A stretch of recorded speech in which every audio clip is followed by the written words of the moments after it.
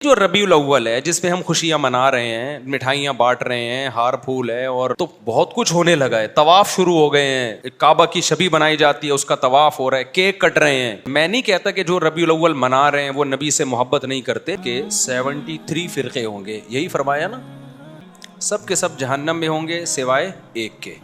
صحابہ نے پوچھا یا رسول اللہ وہ کون سا فرقہ ہوگا؟ آپ نے 2023 کا 12 ربیع الاول کا بیان مفتی طارق مسعود صاحب بتائیں گے آج اس ویڈیو میں کہ ربیع الاول منانا کیسا ہے, جائز ہے یا نہیں, اس میں کیا کرنا چاہیے. جو لوگ خوشیاں مناتے ہیں, سالگرہ کرتے ہیں, یہ سب کچھ بتائیں گے ہمیں اس ویڈیو میں. تو آئیے دیکھتے ہیں یہ ویڈیو. باقی باتیں بعد میں کریں گے. جلدی سے چینل کو سبسکرائب کر لیں اور ویڈیو کو لائک شیئر ضرور کر لیں. آئیے دیکھتے ہیں. آپ نے فرمایا کلہم فی النار, سب کے سب جہنم میں ہوں گے سوائے ایک کے. صحابہ نے پوچھا یا رسول اللہ وہ کون سا فرقہ ہوگا؟ آپ نے فرمایا ما انا علیہ و اصحابی, جس پر میں اور میرے صحابہ تھے. نبی نے یہ کیوں نہیں فرمایا کہ جو قرآن پر عمل کرتے تھے وہ جنتی ہوگا؟ یہ کیوں نہیں فرمایا کہ جو قرآن اور حدیث پر عمل کرتے ہیں وہ جنتی ہوں گے؟ یہاں قرآن کا تذکرہ نہیں ہے, بلکہ آپ نے فرمایا جس پر میں اور میرے صحابہ.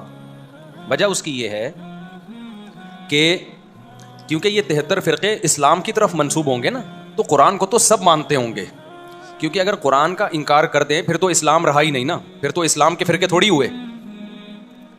تو ان میں ہر شخص سہارا قرآن سے لے رہا ہوگا, دلائل کہاں سے دے رہا ہوگا؟ قرآن سے. تو نبی کی حدیث کا مطلب یہ ہوا کہ ان کی قرآن کی آیتوں سے متاثر مت ہونا, بلکہ دیکھنا میرا کس پر عمل تھا, کیونکہ قرآن سب سے زیادہ سمجھنے والا میں اور قرآن پہ سب سے زیادہ عمل کرنے والا میں. تو قرآن کی آیت کی کوئی ایسی تشریح اگر کر رہے ہیں جس پر میرا عمل ہی نہیں ہے, اس کا مطلب وہ تشریح غلط ہو رہی ہے. جیسے ربیع الاول میں ایک دلیل دی جاتی ہے قل فبذالک قل بفضل اللہ وبرحمتہ فبذالک فلیفرحوا. اللہ سورہ یونس میں فرماتے ہیں ہم نے تمہیں قرآن کی نعمت دی تو تمہیں چاہیے کہ اس پہ خوش ہو جاؤ. اب لوگ کہتے ہیں اللہ تو کہہ رہے قرآن کی نعمت پہ خوش ہو جاؤ, تو نبی کی نعمت پہ تو اور زیادہ خوش ہونا چاہیے. تو نبی کی نعمت ہمیں ربیع الاول میں ملی ہے, تو ہمیں ربیع الاول میں کیا ہونا چاہیے؟ خوش ہونا چاہیے.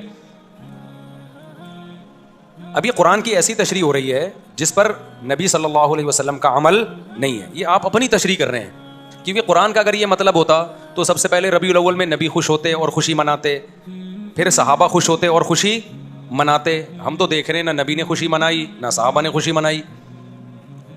اب اس آیت کا مطلب کیا؟ اس آیت کا مطلب یہ بھائی تمہیں قرآن کی نعمت ملی ہے, خوش ہو جاؤ. تو کسی بھی ٹائم پہ خوش ہو سکتے ہو آپ, اور خوشی منانے کا تھوڑی قرآن کہہ رہا ہے. خوش ہونا الگ چیز ہے, خوشی منانا الگ چیز ہے. ہم جب بھی قرآن کا سوچتے ہیں ہمیں خوشی ہوتی ہے. اب یہ تو نہیں کہ مٹھائیاں بانٹنا شروع کر دیں, ہم گلے میں ہار ڈالنا شروع کر دیں اپنے بھی اور دوسروں کے بھی کہ بھائی قرآن ملا ہے. تو بھائی وہ آج تھوڑی ملا ہے, وہ تو 1400 سال پہلے ملا ہے. اور اب ہم پڑھتے ہیں تو خوش ہوتے ہیں. خوش ہونا ایک الگ چیز ہے, خوشی منانا ایک الگ چیز ہے. تو ہر آدمی قرآن سے ریفرنسز دے رہا ہوتا ہے. جناب پروفیسر غامدی صاحب بھی قرآن سے ریفرنسز دے رہے ہوتے ہیں, لیکن جب بتاؤ کہ بھائی حدیث میں کیا ہے, نبی نے اس پر کیسے عمل کیا, اس آیت کی کیسے نبی نے ایکسپلین کیا, وہاں کے مسئلہ خراب ہو جاتا ہے. تو اب یہ بات خوب اچھی طرح سمجھیں کہ نبی صلی اللہ علیہ وسلم نے جو یہ فرمایا نا کہ ما انا علیہ و اصحابی, جس پر میں اور میرے صحابہ تھے. اچھا, یہاں تک بات ختم نہیں ہوئی. بعض حدیثوں کی ایسی تشریح کی جائے کرتے ہیں لوگ کہ جس پر صحابہ کا عمل نہیں تھا. تو نبی نے صرف یہ نہیں فرمایا کہ جس پر میں, بلکہ آپ نے اپنے ساتھ کس کو ایڈ کیا ہے؟ صحابہ کو بھی. کیونکہ جیسے قرآن کی آیتوں کی غلط تشریح کی جاتی ہے, اسی طرح حدیثوں کی بھی غلط تشریح کی جاتی ہے. 3 طلاق کا 3 ہونا یہ تمام صحابہ کا فتویٰ ہے. اب کوئی آپ کے سامنے حدیث پیش کر رہا ہے کہ 3 طلاقیں ایک ہوتی تھیں, تو سمجھ لو کہیں گڑبڑ کر رہا ہے. وہ حدیث کو ایکسپلین کرنے میں غلطی ہو رہی ہے اس سے, حدیث کا مطلب سمجھنے میں غلطی ہو رہی ہے اس سے. کیونکہ کسی ایک صحابی سے بھی نہیں ملتا کہ اکٹھی 3 طلاق کو ایک کہا انہوں نے. سارے صحابہ اکٹھی 3 کو کتنا کہتے ہیں؟ 3 کہتے ہیں. ہمارے پیغمبر نے معیار بتا دیا. بھائی کوئی حدیث کو ایسے ایکسپلین کر رہا ہے کہ صحابہ کے اگینسٹ جا رہی ہے, نہیں ماننا اس کو. فرقے سارے یہیں سے بنتے ہیں. کوئی قرآن کا لیبل لگا کے فرقہ بنائے گا, کوئی حدیث کا لیبل لگا کے. اسی وجہ سے کیا کہا گیا ہے کہ جو جنتی فرقہ ہے نا وہ ہے اہل سنت والجماعت, جو سنت کو بھی مانتا ہے اور صحابہ کے اجماع کو بھی مانتا ہے, جماعت صحابہ کو بھی مانتا ہے. قرآن و سنت کی وہ تشریح نہیں کرتا جو صحابہ سے میچ نہیں کرتی. اس حدیث سے ہمیں پتہ چلتا ہے کہ بھئی جو اہل سنت والجماعت ہیں وہ جنتی فرقہ ہے. سمجھ میں آ رہی ہے بات کہ نہیں آ رہی؟ لیکن آج بڑا مسئلہ یہ ہے کہ جو آدمی کسی بھی غلط چیز کی طرف جائے گا وہ لیبل بہت اچھا لگا لے گا. مثال کے طور پر ہمارے ہاں بہت سے حضرات ایسے ہیں جو اسلاف کے اقوال کو نہیں مانتے, نام سلفی رکھ لیا انہوں نے. میں سارے سلفیوں کو برا نہیں کہہ رہا, لیکن بہت ایسے ملیں گے کہ اسلاف کے جب قول ان کے سامنے پڑھ کے سنائے جائیں وہ نہیں مانتے اس کو, لیکن کہتے اپنے آپ کو کیا ہیں, سلفی کہہ رہے ہوتے ہیں. رنگی کو نارنگی کہیں, تند مال کو کھویا, چلتی کو گاڑی کہیں. جو چلتی بھی چیز ہے اس کو لوگ کیا کہتے ہیں, گاڑی. گاڑی کا مطلب تو گڑی بھی ہے. اور جو تند مال ہے اس کو کہتے ہیں جو اتنا بہترین مال کو کھویا, یعنی کوئی ہم نے دودھ بھی کھو دیا یہاں. اور نارنگی, حالانکہ وہ تو رنگی بھی چیز ہے نا, اتنا کلر پیارا ہوتا ہے, اس کو لوگ کیا کہتے ہیں, نارنگی, یعنی رنگی نہیں ہے اس میں. تو یہی حال آج کل فرقوں کے اچھے اچھے لیبل میں. اسلاف کی ایک نہیں ماننا, نام کیا رکھ لینا, سلفی.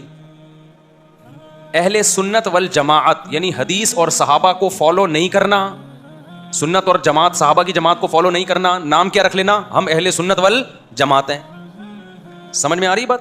ملتے جلتے نام, ناموں سے لوگ دھوکہ کھا رہے ہیں. جماعت المسلمین نے کیا گڑبڑ کی, حدیث میں آتا ہے جو مسلمانوں کی جماعت سے الگ ہو کے نیا فرقہ بنائے گا وہ جہنم میں جائے گا. جب مسلمانوں کی جماعت سے الگ ہوا ایک فرقہ 1975 میں, اس الگ فرقے, وہ فرقہ جماعت المسلمین سے الگ ہوا ہے نا مسلمانوں کی جماعت سے, اس نے نام اپنا کیا رکھ لیا, جماعت المسلمین.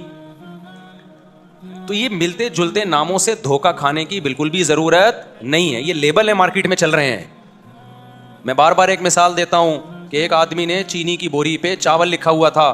لوگوں نے پوچھا بھائی اس کے اندر چینی ہے, باہر چاول کیوں لکھا ہوا ہے؟ کہتا ہے مکھیوں کو دھوکہ دینے کے لیے. تو بتاؤ مکھی دھوکے میں آ جائے گی؟ مکھی تو دھوکے میں نہیں آتی, کیونکہ بوری کے اندر جو چینی کی خوشبو ہے وہ اس کو لائے گی.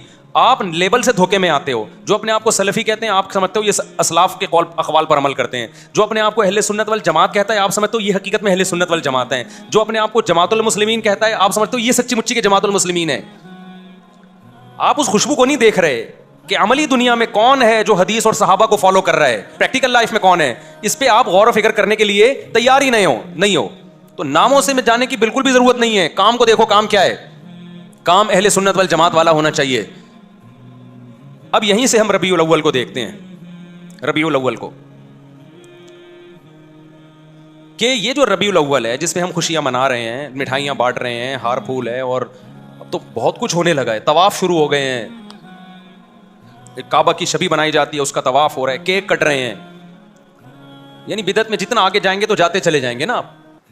لیکن آپ پہلے اسٹیپ سے دیکھیں, مٹھائیاں تو بٹتی ہیں, حلوے تو پکتے ہی ہیں. یہ تو بہت کم درجے کا کوئی بدعت کو فالو کرے گا نا تو پہلا اسٹیپ ہے اس کا. لیکن ہمیں تو ایک لڈو بھی نہیں ملتا نبی کی سیرت میں. حلوہ تو آگے کی چیز ہے بھائی. ایک مبارکبادی کا پیغام بھی نہیں ملتا ہمیں پیغمبر کی سیرت میں کہ ربیع الاول آیا ہو اور ہمارے نبی نے کسی کو مبارکبادی کا پیغام دیا ہو, یا چلو نبی نے نہیں دیا صحابہ نے دیا ہو. کوئی ایک ضعیف موضوع روایت بھی نہیں ہے اس بارے میں.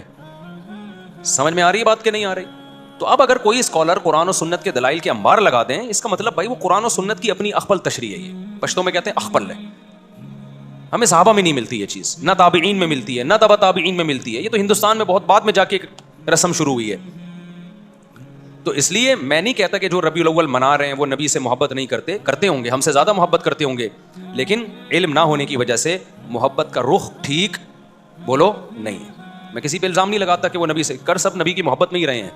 کیک بھی کٹ رہے ہیں اور بتیاں بھی لگا رہے ہیں, ہار پھول بھی, اور کچھ لوگ تو ناچ گا بھی رہے ہیں, کر رہے ہوں گے.